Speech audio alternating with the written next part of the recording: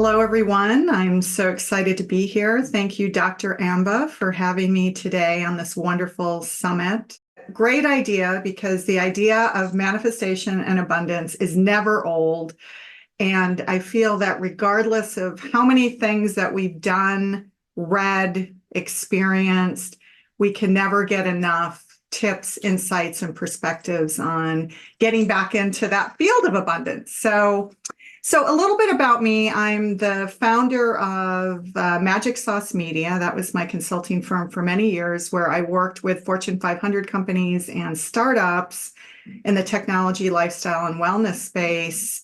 And for about 30 years, actually helping them really get their name out there into the limelight.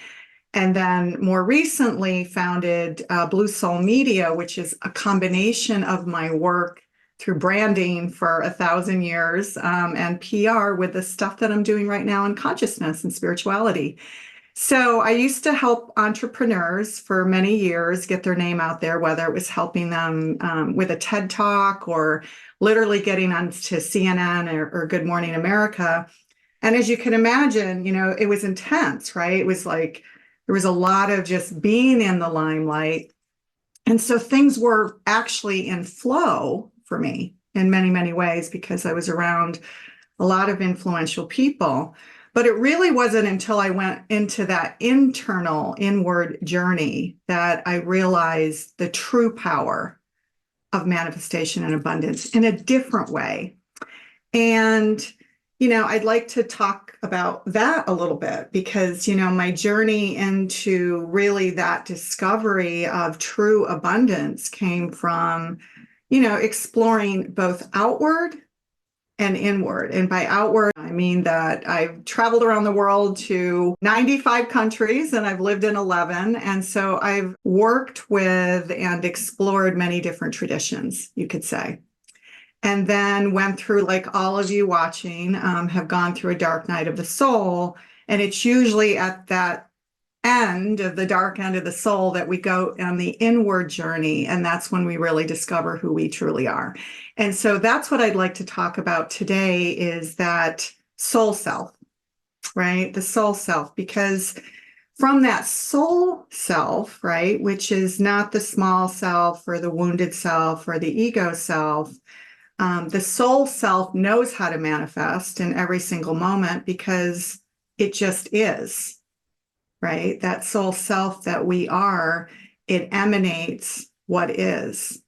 I'd like to really talk about the soul, the multidimensional nature of the soul, and how that leads us into leading an abundant life, right? In all aspects of our lives, whether that's our health, our relationships, money, of course, but really just feeling that in every ounce of our body, so that when we show up, we're not showing up from that unworthy place. Because one of the things that I liked about the topic of this, Dr. Amba, I'm really great that you brought up self-worth.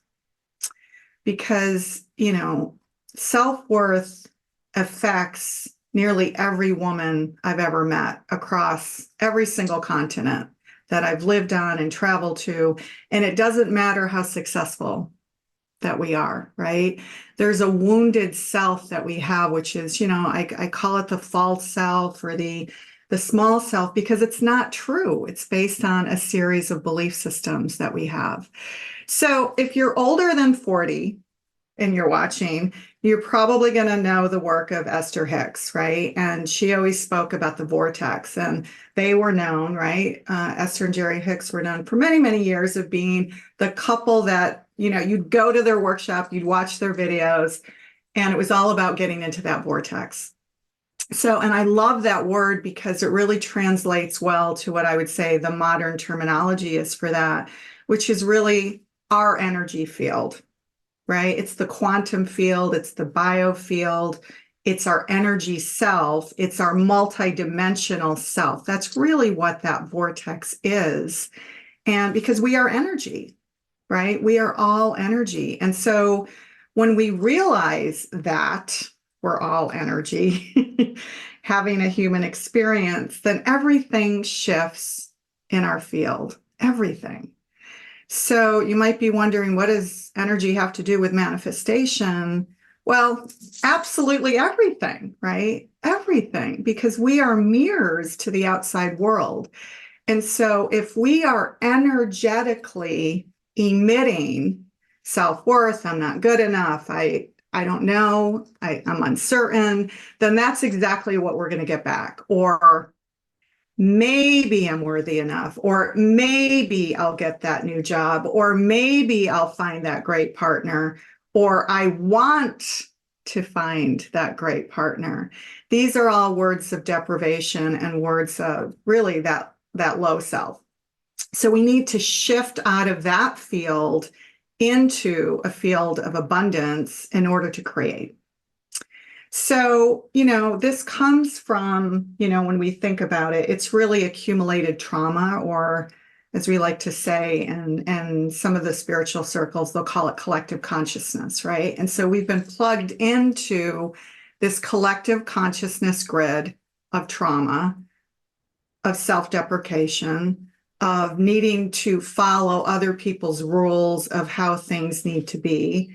And that's kept us small. It keeps us from a place of constantly second guessing ourselves, right? And in the work that we do, it's amazing to me that there are people who are channelers and psychics and, and also scientists and academics who are already abundant.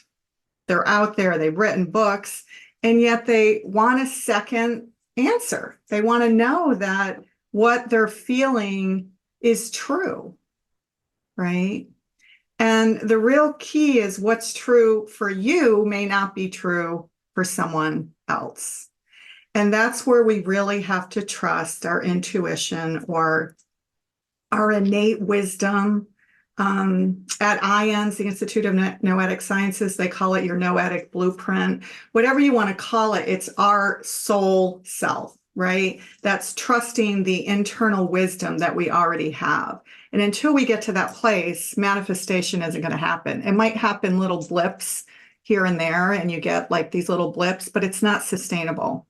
So we've got all of this conditioning, we've got programming of our institutions, we've got religious dogma that most of us have fled from, regardless of whether we're in the East or the West, though I dare say that I think we've been more traumatized in the West, because in the East, they're very connected and they know that we're interconnected to everything.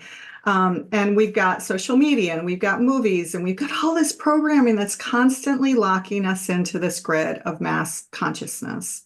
So, this morning, and I don't think there's ever an accident because I believe in synchronicity, and, I just ran across, I don't think I've ever seen it, I ran across a clip on social media where Kevin Costner got up and gave a talk at Whitney Houston's funeral, and I hadn't seen it before.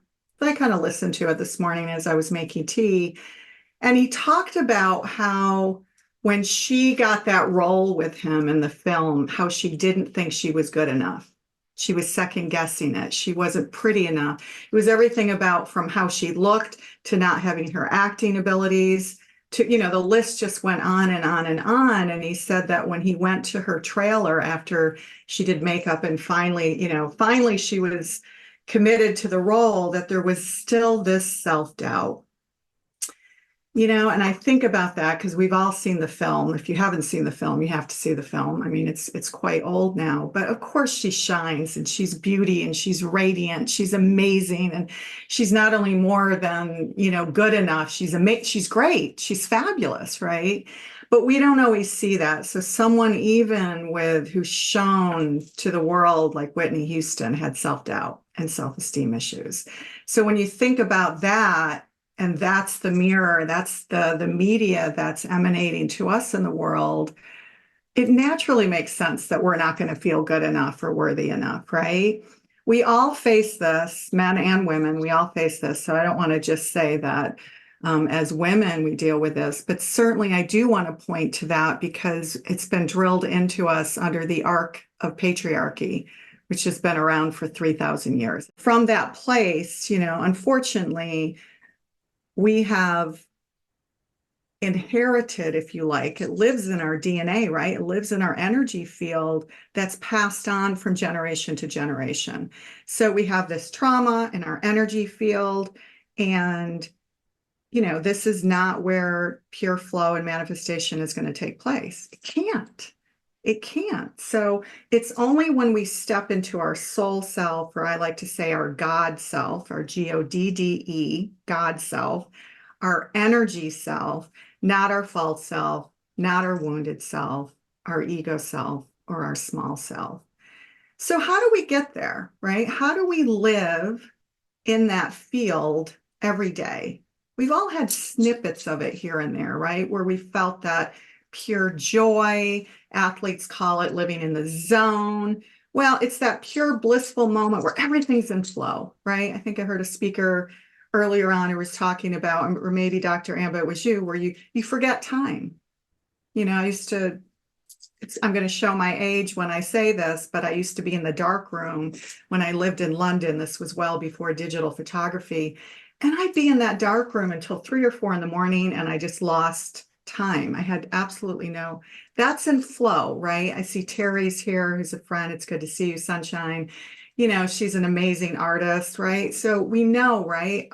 If we're an artist, it could be gardening, wherever it is, that pure flow, that's when we're stepping into our soul self. That's when we're getting snippets of it, right? Is when we're in flow, and we trust that innate wisdom that we already have. And one of the first ways that we need to do that, to live in a place of pure flow every day, is to get out of our linear programming and our linear thinking. And this is this illusion of separateness, right? Maya, as they call it, in some traditions, right? Where it's black or white, too fat, too thin, male, female, or anything in between. And once we're in that polarity, that place of polarity, we're living in a really small box, because there's no opportunity for mystery and magic up here when we're constantly comparing one over the other. Not only is it a restrictive place to live, but it's polarizing, it's divisive, it doesn't tap into the interconnectedness of what human beings are as energy, right? It doesn't allow for any of that, and it certainly doesn't allow for what I would call sustainable manifestation. So I'll talk about just a few steps that I feel, not necessarily in this order, but it's this order for me.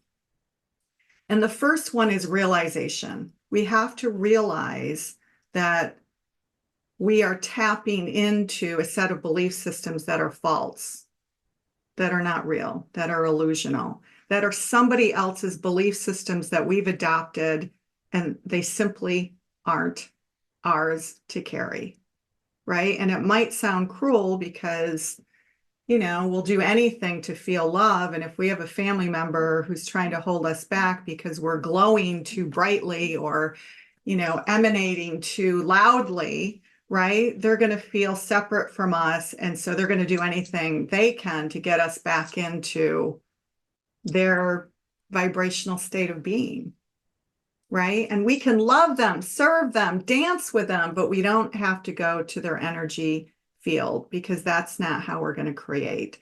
So number one is realization, which is different than awareness, by the way. Realization is, aha, I have this moment. Aha, I see that I keep going to that place again and again. That's the realization that we are whole and complete as we are. Nothing is broken. And then the second piece is that awareness, right? And that's awareness of the belief systems, which takes it a step beyond realization, because awareness is in every moment. So I'll give you an example. When you realize you're going into a spiral place, and how do you know when you do that? You know that you do that when someone gives you advice from it could be a girlfriend, it could be a mentor. They give you advice and you find yourself saying, I've tried that, or no, I've done it all. I've done everything. Nothing is working. Or there's a but, there's an obstacle in the field. And when you have that obstacle, no flow can come in. So that's how you're going to be aware. And you want to do that in every single moment of the day. It can be in the Starbucks line. It can be when you're in the car and you're frustrated. That awareness is the key that's going to get you to pause, step back, and do a reset. We have to do a reset. It's Pavlov's dog all over, right? It's doing the reset in that moment. And then, right, and I know that May talked about this earlier, and I'm a firm believer in all of this too. And Gabor Mate also talks about this, trauma expert, right? We cannot move beyond into healing until we release the trauma. So we have to have the awareness. We have to have the commitment too, of course, but the awareness leads to the commitment. And then that trauma release needs to happen. And I think, and I'm not a trauma expert, and I don't profess to be a trauma expert, but what I will say, and I believe in good mental health and care and, traditional psychology as well. I absolutely do. But I believe that we can get out of this trauma much faster than we've ever thought possible with a commitment to letting go and surrendering. So it's releasing the ego self. It's literally surrendering. This trauma release is surrender. And I know it's a tough word. It's definitely a tough word for the masculine, but even for the feminine, it's like surrendering into what? It's letting go of what, right? And it's fearful. It's kind of scary when we let go, because that ego self, that's kind of gotten us to where we are, and maybe has even made us successful as an author, teacher, or leader. I mean, I was certainly successful in the technology industry. I was saying no to clients and made a lot of money, and like private jets would like show up miraculously when I least expected it. Life was in flow. And, and I won't say that I wasn't happy, but I will say that I wasn't living purely from a higher consciousness of that interconnectedness. I danced with it often, but I wasn't living there in that spiral every single day. So that's the one piece, right, that is really, really critical to, allowing yourself that surrendering. So, you can find yourself, a quiet place and just speak out loud. I am whole and I am complete. Nothing is broken. I'm a divine being of light. I'm a divine being of energy. And I'm here on this earth plane to create mystery and magic and joy and love. Now, those are words for me. So what might be helpful for you to do is pick 4 words that resonate with you, because mystery, magic, joy, and love, though they're amazing, positive words, they may not resonate with you. Something else might resonate with you. So play around with those words, right? I'm whole and I'm complete. Nothing is broken. I'm a divine light of being. I'm divine light of energy, here to create. What are your 4 things to create? And then speak out loud also, I am grateful for everything that is in my path. I am grateful for everyone in my path, even your in-laws who drive you crazy. They are here to teach you, believe it or not. So I am grateful for everyone in my path. We are powerful exactly as we are. Now, here's the trick about this. You're probably thinking, yeah, I've done the affirmations, done that, doesn't work. It might work for a little moment. And, as Bruce Lipton likes to say, if you say the words, it's like on a broken record player, right? Like, unless it's released, those words can't get in. They just can't get in. So that's why the piece about trauma release is so important beforehand. But here's the cool thing about doing this exercise once you've done that release, is that our subconscious doesn't know the difference. The brain doesn't know the difference. So when you're telling it that, you can even, first of all, I'll say, be gentle on yourself, be kind to yourself. Don't beat yourself up if you're saying it and thinking, I don't really believe this, because the mind will catch up to the brain and it's going to create new neural pathways, right? So you can read up on the latest research on neuroplasticity of the brain, super profound, not my expertise, but it works in the practices that we do, because those new neural pathways are creating new connections of mystery, magic, love, and joy without you even realizing it, and your mind's going to catch up. And then the fourth piece is the heart place. So I mostly work in business and I work with consultants, but together with my partner, we do a lot of spiritual work, and he's a full embodied channel. And when we work with these guides, they speak often about this heart place, that they can't heal, they can't create, they can't do anything unless we're in our heart place. What I like to say is, I am who I am, right? That place of higher consciousness. When we're in that space, then things start to melt away. So, you don't have to meditate, by the way. A lot of times people will say, I've tried meditation, it doesn't work for me.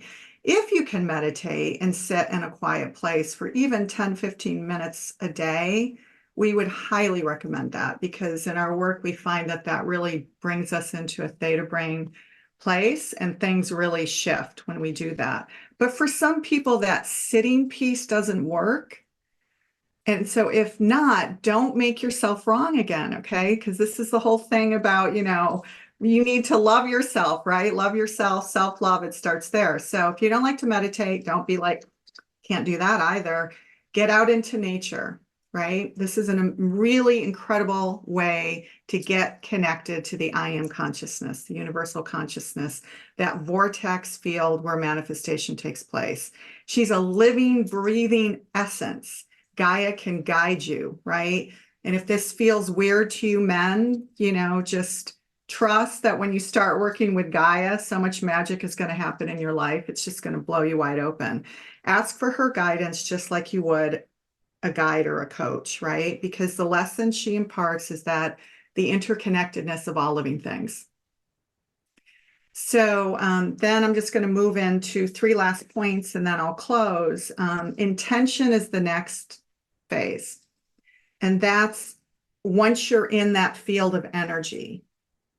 Nothing can get created unless you're in that heart space, because that's the oneness space where you're intending from a place that's bigger than you.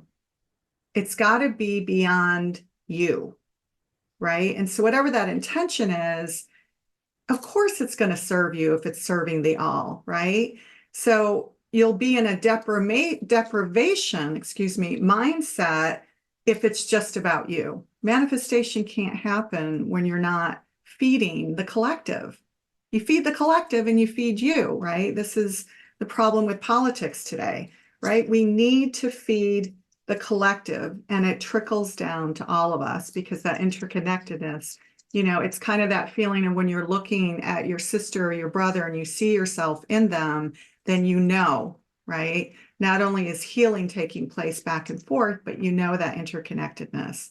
So that intention, right? Because we're all creator beings, we are truly creating in every single minute of the day. Quantum physics proves this, right? The observer and the observable, they're interconnected, the entanglement of all living things. We are subatomical particles, right? We're waves. We are all of it. We are part of the universe. We are the universe. So once you realize that and you're doing it from that intention field, then things start to shift. I like to think of it as a ripple. When you put that intention out there, when you're in the field, it creates a little ripple. And then this is when the magic starts. Then we get to create. So the creation space is that field of abundance. We start from the heart. We intend, and we're intending from the heart space for the betterment of all, for service. And because energy is energy, the universe matches our vibration in every single moment. That's just how it works, right? So it plays with each other, it dances with each other, and the cosmos is the same, right? And so, it's interesting because when we channel, and we do use the word guides, when my partner channels, we do use the word guides, but guess what? The guides are also you, your higher self. So when you're channeling or whatever you're tapping into when you're in creation mode, you're tapping into your higher self. And that higher self, think of it as like an antenna, right? Because the brain consciousness lives outside of the brain. It's not part of the brain. Think of the brain as an antenna that's connecting to the all that is. So when we step into that heart space, that's our higher self. The antennas go out. We're connecting to the universal consciousness, the all that is, the I am who I am, and we can bring it all in. But when we're in that place of lack of, we're bringing just more lack of into us. So this is the time where we get to do the fun stuff. We get to create our vision boards, and we envision what we want to see as if it's already there. That's the point where we're visualizing it as it is. See it, feel it, taste it, breathe it. It's not, I want a bigger house. It's not, I want a loving husband or wife. It's not, I want the job of my dreams, right? Because want gets us more want. So we envision it, but we feel it. This is the most important thing I can impart. You feel it as if it's already so. It's already happened, right? I have a beautiful house that it supports me and embraces me in every moment, where I can have friends over and pure joy flows. So I added the friends over where pure joy flows, because what that does is it expands it out to someone beyond you. You're manifesting it so you can do service for good for somebody beyond you, the community at large, right? So whenever you're having that intention into creation, you want to feel, sense, and taste it as if it's already so, but it's not just for you, right? If you are desiring a relationship so that you can feel nurtured and wanted and loved, that's allowing you to step into a bigger space and to give and contribute to the world. Does that make sense? Everything's interconnected. The last point is allowing and receiving. If we don't allow all of this to come into our field, we're putting a blockage, right? It's a blockage in the field. And so you've done all this great work, steps 1 through 6, right? Everything's starting to come in, the intention, you put the ripple in, you're starting to see a little bit of magic happens. How many times have you seen this? It's funny, Tony Robbins taught me something years ago, and I'll never forget it, because I think it's one of the best visualizations that I've ever gotten from all the zillion teachers I studied with, because it just makes sense, right? But it was a diagram of a figure 8. I call it the figure 8. But, he would show this figure 8. And the idea would be that you're climbing, you're moving towards success, whether it's health is getting better, relationship getting better, career is getting better. You're climbing up that, you get to the top, and guess what? I'm not worthy enough. I don't know if I can do this. Oh my God, they're offering me another $100,000. How am I going to live up to that? And then all of that trauma stuff kicks in, and guess what happens? You self-sabotage. And guess what happens? Bang. You go down the figure 8, and then you're back on the bottom. And then you go through your dark night of the soul, and hopefully you don't keep repeating the figure 8 over and over and over again. However, so many people do, because we see it, and we see it all the time. So I just love that analogy, because you can kind of see it when you reflect back and look on your life. You can probably see these moments where you get there and it almost feels too good to be true. And you're like, holy shit, am I worthy enough for this? Can I handle this, right? Maybe there's someone better, or, all the what ifs start to come and play in our psyche. And, it's the noise. It's the noise in the field, right? Bruce Lipton talked about it. Everybody talks about it who teaches this stuff. They just call it different things. And then we self-sabotage. So this is the part where we need to allow and receive, even if we don't believe it, right? Because cognitive dissonance comes into play, where it doesn't make sense and it descrambles our thing. And we're going to do anything we can to go back to that comfortable place of a lower vibration where we've lived most of our life. And that's not where we want to play. We just did steps 1 through 6. We want to be at 7, the allowing and receiving. So it's super important that once you get to that place, you're not up here at the top of the figure 8 and you're about to self-sabotage. You don't want to do that. You want to say, yes, universe, send me more.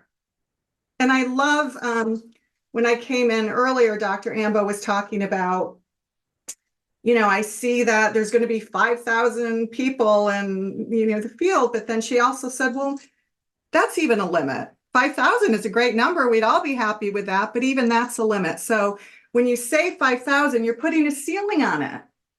5,000 or better or whatever is going to serve the greatest good.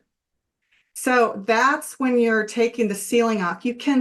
So I do believe that you want to be specific, and I heard this earlier too, because I concur with that. You want to give the universe something to play with. If you give it nothing, it's like it can't reverberate back to you, right? The resonance field can't come back to you.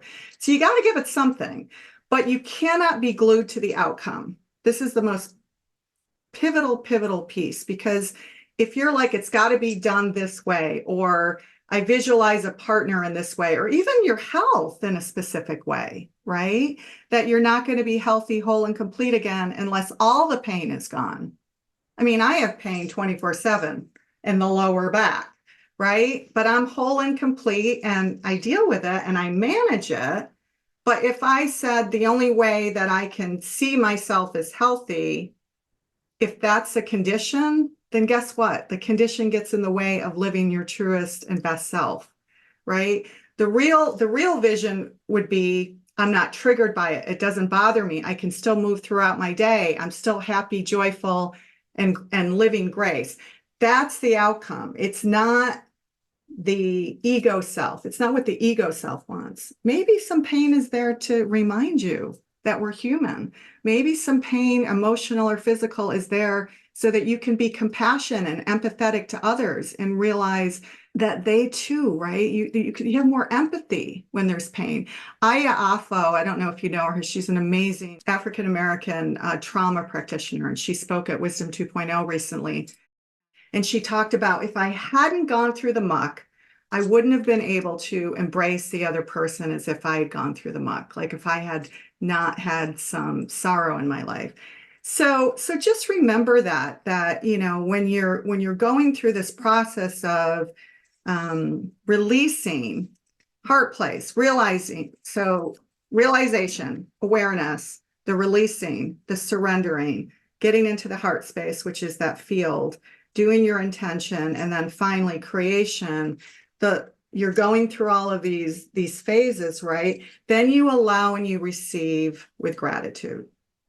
In other words, we're mirroring everything. So if we mirror to the universe and say, oh, thanks for getting me here, and the ripples and all of this like fun dancing stuff that I got to do along the way, and I started feeling little tastes of abundance here and there. And then when the big stuff came, which is whatever, the 10,000 person workshop or festival that you want to have, or the amazing relationship, or your health is improving, and then you go back to not feeling worthy, that's not how it works. That's just not how it works. So you need to be, yes, thank you, universe. Oh my goodness, thank you. I receive with abundance and care and grace and gratitude. And I'm so thankful for this path, and show me more. Like, get curious, show me more mystery, show me more magic, show me more joy, break it wide open, like blow my brains out. That's what you want to feel. You want to feel the tingles, right? Because it shifts the whole vibrational field. And as May was talking much more esoteric earlier on, but I understand the language. She talked about going from 3D to 5D. All going from 3D to 5D all it is, we're not leaving another Earth plane. We're simply moving into a vibrational field that is matching a higher vibrational field. And so all the 3D is still happening around you, but you don't even see it. I mean, a great analogy would be there's a couple of ants that are going by and they're fighting with each other who's going to get the crumbs on the floor. And you're kind of watching this, right, in amazement. But, you're probably just going to walk past and it's really not going to affect you.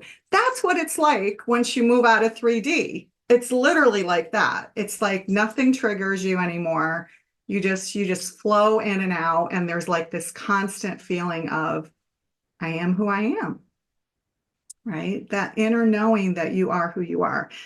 So anyway, with that, this is the allowing and the receiving. And you want to also, when you're allowing and receiving, remind yourself as it's coming in to stay humble. Because once it starts coming in, sometimes I pinch myself, the things that have happened to me in my life, and I can't even believe it, right? That I've worked with celebrities and I've traveled all over the world and I've had this like just really rich and abundance life. You constantly have to remember humility and where you've come from, because if you don't, you won't stay in the field. I guarantee it. You won't stay in the field. So just remember, I'm here to help others. I'm here to be of love. I'm here to be of service. And I'm here to contribute to the world at large, because that's why we're here at the end of the day. That's why we're here. And when we do that, the ripple is like this, right? It's not this little ripple that we're creating ourselves, because, it's mirroring back. And so the collective consciousness just gives you more love, service, and abundance, because really that's what we want, right? It's love. It's love and connection. It's not money. It's love and connection.